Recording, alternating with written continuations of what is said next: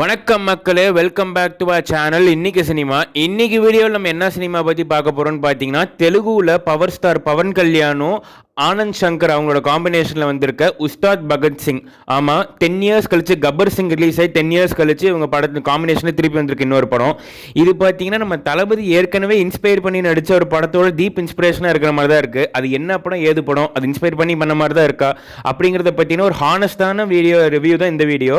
So அதனால் video skip பண்ணாமல் ஃபுல்லாக பாருங்கள். வீடியோக்குள்ளே போகிறது மாதிரி நம்மளோட சேனல் நீங்கள் சப்ஸ்கிரைப் பண்ணி வச்சுக்கோங்க. வீடியோ பிடிச்சிருந்தா லைக் அண்ட் ஷேர் பண்ணுங்கள். வாங்க வீடியோக்குள்ளே போகலாம்.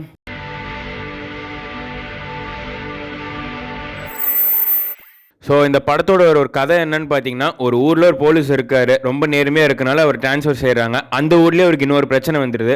அதனால அவர் சஸ்பெண்ட் செய்கிறாங்க. இதான் வந்துட்டு பாஸ்ட்டு.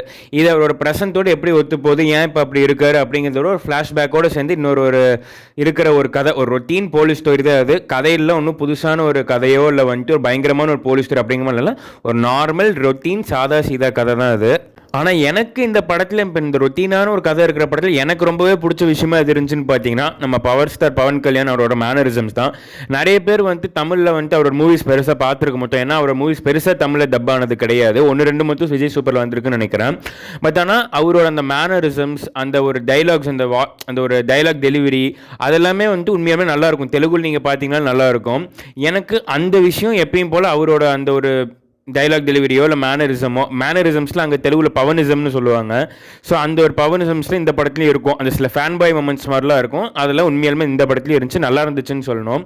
அடுத்து இந்த படத்தில் இருக்க மற்ற சில சின்ன சின்ன பாசிட்டிவான விஷயங்கள்லாம் நம்ம பார்த்துடலாம். ஃபஸ்ட்டு என்னென்னு பார்த்தீங்கன்னா, ஃபர்ஸ்ட் ஆஃப் உண்மையாலுமே கொஞ்சம் டீசெண்டாக போச்சுன்னு தான் சொல்லணும். ஒரே பேஜில் எல்லாமே ஆக்ஷன்ஸு, சாங்ஸு, ஃபைட் சீன்ஸ் எல்லாமே இருக்கும். கொஞ்சம் காமெடிஸ் அங்கங்கே இருக்கும்.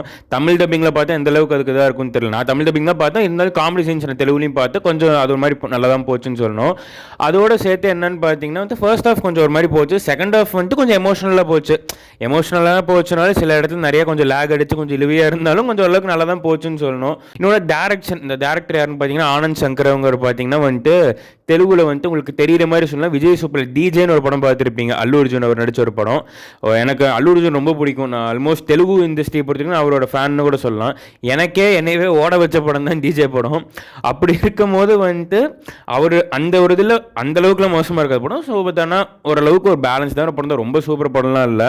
இன்னொன்று வந்து சுப்பிரமணியம் ஃபார் சேல்லாம் கூட படம் வந்திருக்கும். நீங்கள் பார்த்துருப்பீங்க, விஜய் சூப்பரில் போட்டிருப்பாங்க. இல்லைனா வந்து கப்பர் சிங் கூட நீங்கள் பார்த்துருக்க சான்ஸ் இருக்குது. ஸோ அவரோட ஸ்டைல் ஆஃப் மேக்கிங் உங்களுக்கு என்னன்னு தெரியும். அந்த மேக்கிங்கில் தான் அது இருக்கும். அடுத்தது என்னன்னு பார்த்தீங்கன்னா, மெயினாக இந்த படத்தோட பேக்ரவுண்ட் ஸ்கோர்ஸ் பண்ணது பார்த்தீங்கன்னா தமன். அதே சாங்ஸ் போட்டது பார்த்தீங்கன்னா டிஎஸ்பி. இவங்க 2 பேரும் தான் அங்கே தெலுங்குல ரொம்ப 2 மெயினான ஒரு மியூசிக் டேரக்டர்ஸ்னு சொல்லலாம். ஸோ 2 பேருமே இந்த படத்தில் இருப்பாங்க போது நான் இந்த படம் அனௌன்ஸ் பண்ணப்போ ரொம்ப பயங்கரமாக எக்ஸ்பெக்ட் பண்ணேன். ஆனால் அவ்வளோ எக்ஸ்பெக்ட் பண்ண அளவுக்குலாம் சாங்ஸும் இல்லை, ஸ்கோரும் அந்தளவுக்கு இல்லை. பட் இந்த படத்துக்கு தகுந்த மாதிரி ஓரளவுக்கு டீசெண்டாக இருந்துச்சு. ஸ்கோர் நல்லா பண்ணியிருந்தாங்க. சாங்ஸ் கொஞ்சம் சுமாராக தான் இருந்துச்சு என் பர்சனல் ஒப்பீனியனில்.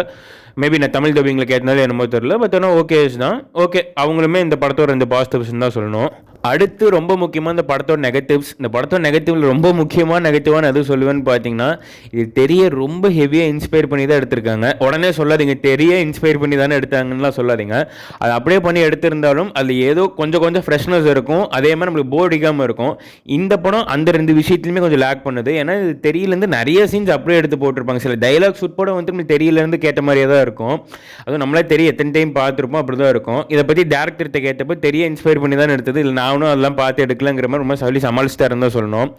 ஒடவர் இந்த படம் வந்துட்டு ஓரளவுக்கு ரொம்ப பேட்லி ஒன் டைம் வாட்சபிள்ங்கிற மாதிரி தான் எனக்கு தோணுச்சு. இந்த இவ்வளோ பெரிய ஒரு நெகட்டிவ் இருக்கனால இந்த படம் நீங்கள் ஏற்கனவே பார்த்துட்டிங்கன்னா நீங்கள் என்ன நினைக்கிறீங்கன்னு சொல்லி கமெண்ட் செக்ஷன் சொல்லிட்டு வாங்க. இந்த படம் என்ன ஸ்கிப்பாக வாட்சா அப்படிங்கிற மாதிரிலாம் கேட்டிங்கன்னா, எலெக்ஷன் முடிஞ்சிருக்கும் நேரத்துக்கு. ஸோ இந்த வாரம் எனக்கு தெரிஞ்சு பெருசாக ஓடிடி ரிலீஸஸ் இருக்குன்னு தோணல.